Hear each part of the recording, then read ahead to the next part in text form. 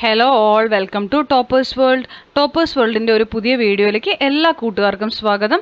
നമ്മൾ ഇന്ന് നോക്കാൻ പോകുന്നത് 4ാം ക്ലാസ്സിലെ EVS പരിസര പഠനത്തിൻ്റെ യൂണിറ്റ് ടെസ്റ്റാണ്. ആദ്യ പാഠത്തിൻ്റെ യൂണിറ്റ് ടെസ്റ്റാണ്.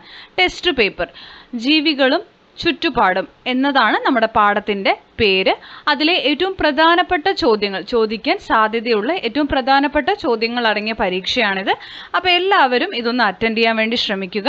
ക്വസ്റ്റ്യൻ പേപ്പറാണ് നമ്മളിതിൽ ഉൾപ്പെടുത്തിയിരിക്കുന്നത്. നിങ്ങൾക്ക് ആൻസർ കീ വേണമെന്നുണ്ടെങ്കിൽ എല്ലാ ആൻസേഴ്സും എഴുതിയതിന് ശേഷം നിങ്ങൾ ഒന്ന് ലൈക്ക് ചെയ്യുക വീഡിയോ, ദെൻ അതിനുശേഷം ഒന്ന് കമൻറ്റ് ഇടുക ആൻസർ കീ എന്ന്. അപ്പോൾ നിങ്ങൾക്ക് നമ്മളതിൻ്റെ ലിങ്ക് അയച്ചു തരുന്നതായിരിക്കും, ആൻസർ കീയുടെ വീഡിയോ ലിങ്ക് കേട്ടോ.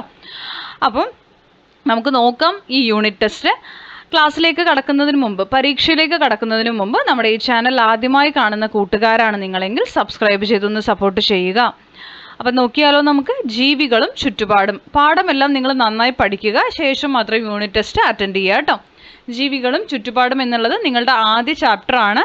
അപ്പോൾ അതിൽ നിന്ന് നമുക്ക് നോക്കാം ഏതൊക്കെയാണ് പ്രധാനപ്പെട്ട ചോദ്യങ്ങളെന്ന്. പ്രവർത്തനങ്ങളായിട്ടാണ് നമ്മൾ ചോദ്യങ്ങൾ കൊടുത്തിരിക്കുന്നത്. പ്രവർത്തനം 1-ൽ നമ്മൾ 4 ചോദ്യങ്ങൾ ഉൾപ്പെടുത്തിയിട്ടുണ്ട്. നമുക്ക് നോക്കാം. ആദ്യത്തെ ചോദ്യം, വെള്ളത്തിൽ ജീവിക്കാൻ സഹായിക്കുന്ന മത്സ്യങ്ങളുടെ പ്രത്യേക സവിശേഷതകൾ എന്തൊക്കെയാണ്? അപ്പോൾ വെള്ളത്തിൽ ജീവിക്കുന്ന മത്സ്യങ്ങളുടെ സവിശേഷതകൾ, പ്രത്യേകതകളാണ് എഴുതേണ്ടത്. A, B എന്ന് 2 ഡാഷ് നിങ്ങൾക്ക് കാണാം. അപ്പോൾ 2 പ്രത്യേകതകൾ നിങ്ങൾ എഴുതുക. അടുത്ത ചോദ്യം, അവർ എങ്ങനെയാണ് അവരുടെ ദിശ ക്രമീകരിക്കുന്നത്? മീനുകൾ വെള്ളത്തിൽ ഇങ്ങനെ സഞ്ചരിക്കുന്ന സമയത്ത് അവർക്ക് ദിശ അറിയണമല്ലോ, അല്ലെങ്കിൽ ഏതെങ്കിലുമൊക്കെ ഡയറക്ഷനിലേക്ക് മാറിപ്പോവും. എങ്ങനെയാണ് അവർ ദിശ ക്രമീകരിക്കുന്നത് എന്ന് എഴുതുക. അടുത്തത്, അവയുടെ ചെതുമ്പലുകൾ എങ്ങനെയാണ് ക്രമീകരിച്ചിരിക്കുന്നത്? അപ്പോൾ അവരുടെ ചെതുമ്പലുകളുണ്ട്, 2 സൈഡിലും നിങ്ങൾ കണ്ടിട്ടുണ്ടാവും ചെതുമ്പലുകൾ എങ്ങനെയാണ് ക്രമീകരിച്ചിരിക്കുന്നത്? 4, അവയുടെ ശരീരത്തിൻ്റെ ഏത് ഭാഗമാണ് ശ്വസിക്കാൻ സഹായിക്കുന്നത്? അപ്പോൾ മീനുകളുടെ ശരീരത്തിലെ ഏത് ഭാഗമാണ് അവയെ ശ്വസിക്കാൻ സഹായിക്കുന്നത് എന്നാണ് ചോദ്യം. ഈ 5ഉം ഉത്തരം എഴുതിയ ഒരാൾക്ക് ലഭിക്കുന്നത് 5 മാർക്കാണ് കേട്ടോ. ആദ്യത്തെ 2 പോയിന്റിന് 2 മാർക്ക്, ശേഷം ഓരോന്നിനും ഓരോ മാർക്ക് വീതമാണ് ലഭിക്കുക. പ്രവർത്തനം 2, കള്ളിച്ചെടികളുടെ പ്രത്യേകതകൾ എന്തൊക്കെയാണ്? കാക്ടസ് പ്ലാന്റ് ആണ് കള്ളിച്ചെടികൾ, മരുഭൂമിയിൽ കാണുന്നത്. അപ്പോൾ എന്താണ് അവയുടെ പ്രത്യേകതകൾ എന്ന് എഴുതുക. 2 പ്രത്യേകതകളെങ്കിലും എഴുതുക. രണ്ടാമത്തെ ചോദ്യം, അവയുടെ തണ്ടിൻ്റെ പ്രത്യേകത എന്താണ്? ഈ കാക്ടസ് ചെടിയുടെ, അതായത് കള്ളിച്ചെടിയുടെ തണ്ടിൻ്റെ പ്രത്യേകതയാണ് ചോദ്യം. അടുത്ത ചോദ്യം, മറ്റു സസ്യങ്ങളിൽ നിന്ന് അവയെ വ്യത്യസ്തമാക്കുന്നത് എന്താണ്? അപ്പോൾ മറ്റു സസ്യങ്ങളിൽ നിന്ന് ഈ കള്ളിച്ചെടിക്ക് എന്താണ് വ്യത്യാസമുള്ളത് എന്ന് എഴുതുക. അടുത്ത ചോദ്യം, മരുഭൂമിയിലെ സസ്യങ്ങളുടെ മറ്റൊരു പേര്. മരുഭൂമിയിലെ സസ്യങ്ങളുടെ മറ്റൊരു പേര് എഴുതുക. പ്രവർത്തനം 3 ആണ്. ആദ്യ ചോദ്യം, എന്താണ് അനുകൂലനം? അനുകൂലനം എന്താണ്? അഡാപ്റ്റേഷൻ. അനുകൂലനം എന്നാൽ എന്ത്? രണ്ടാമത്തെ ചോദ്യം, താഴെ പറയുന്ന മൃഗങ്ങളുടെ ഏതെങ്കിലും ഒരു അനുകൂലനം എഴുതുക. അപ്പോൾ ഈ എല്ലാ ജീവികൾക്കും അനുകൂലനം ഉണ്ട്. അപ്പോൾ തവള, ആമ്പൽ, ആമ, ഇതിൻ്റെ അനുകൂലനം എഴുതുക. മൂന്നാമത്തെ ചോദ്യം, കങ്കാരു എലിയുടെ ഏതെങ്കിലും 3 അനുകൂലനങ്ങൾ എഴുതുക. അപ്പോൾ അതേപോലെ കങ്കാരു എലിയുടെയും അനുകൂലനങ്ങൾ എഴുതുക.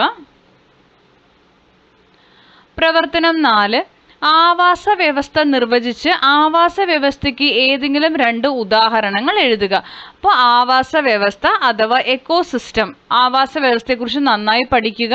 അതിൻ്റെ 2 ഉദാഹരണങ്ങൾ എഴുതുക. അടുത്തത്, ഒരു കുളത്തിലെ ജീവനുള്ളതും അല്ലാത്തതുമായ വസ്തുക്കളെ എഴുതുക. അപ്പം ജീവനുള്ള വസ്തുക്കളും ജീവനില്ലാത്ത വസ്തുക്കളും ഒരു കുളത്തിൽ ഉണ്ടായിരിക്കും. അത് ഏതൊക്കെയാണെന്ന് എഴുതിയാൽ മാത്രം മതി. മൂന്നാമത്തെ ചോദ്യം, പ്രകൃതിദത്തവും മനുഷ്യനിർമ്മിതവുമായ ആവാസ വ്യവസ്ഥകൾ എഴുതുക.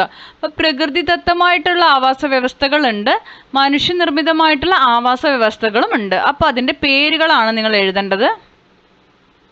പ്രവർത്തനം 5, ആവാസ വ്യവസ്ഥ എന്താണ്? എന്താണ് ആവാസ വ്യവസ്ഥ എന്താണ്? 2, ആവാസ വ്യവസ്ഥയിലെ പരസ്പരാശ്രിതത്വം എന്താണ്? പരസ്പരം ആശ്രയിച്ചാണ് ആവാസ വ്യവസ്ഥയിലെ ജീവജാലങ്ങൾ ഉള്ളത് അല്ലേ, അത് എന്താണെന്ന് എഴുതുക. 3, ആവാസ വ്യവസ്ഥയ്ക്ക് ഹാനികരമായ മനുഷ്യപ്രവർത്തനങ്ങൾ എന്തൊക്കെയാണ്? ആവാസ വ്യവസ്ഥയ്ക്ക് ഹാനികരമായ മനുഷ്യപ്രവർത്തനങ്ങൾ എന്തൊക്കെയാണ്? ദോഷകരമായിട്ടുള്ള മനുഷ്യൻ്റെ പ്രവർത്തികൾ എന്തൊക്കെയാണെന്നാണ് ചോദ്യം. പ്രവർത്തനം 6, കർഷക മിത്രം എന്നറിയപ്പെടുന്ന ജീവി ഏതാണ്? കർഷകന്റെ മിത്രം എന്നറിയപ്പെടുന്ന ജീവി ഏത്? 2. മണ്ണിനെ മലിനമാക്കുന്ന പ്രവർത്തനങ്ങൾ ഏതൊക്കെയാണ്? മണ്ണിനെ പൊല്യൂട്ടാക്കുന്ന, മലിനപ്പെടുത്തുന്ന മനുഷ്യന്റെ പ്രവർത്തികൾ തന്നെയാണ് എഴുതേണ്ടത്. 3. വായു മലിനീകരണത്തിന്റെ ദോഷകരമായ ഫലങ്ങൾ എഴുതുക. അപ്പോൾ വായു മലിനീകരണം നടക്കുന്നുണ്ട്, അതിന്റെ ദോഷകരമായിട്ടുള്ള വശങ്ങൾ, ഫലങ്ങൾ എഴുതുക. 4. ഏതൊക്കെ സാഹചര്യങ്ങളിലാണ് വെള്ളം മലിനമാകുന്നത്? വെള്ളം മലിനമാകാനുള്ള സാഹചര്യങ്ങൾ എഴുതുക. 5. ജലമലിനീകരണം ജീവജാലങ്ങളെയും മനുഷ്യരെയും എങ്ങനെ ബാധിക്കുന്നു? അപ്പോൾ വെള്ളം മലിനപ്പെട്ടാൽ അത് എങ്ങനെയാണ് ജീവജാലങ്ങളെയും മനുഷ്യരെയും ബാധിക്കുക എന്ന് എഴുതുക. 9 മാർക്കാണ് വരുന്നത് കേട്ടോ. പ്രവർത്തനം 7.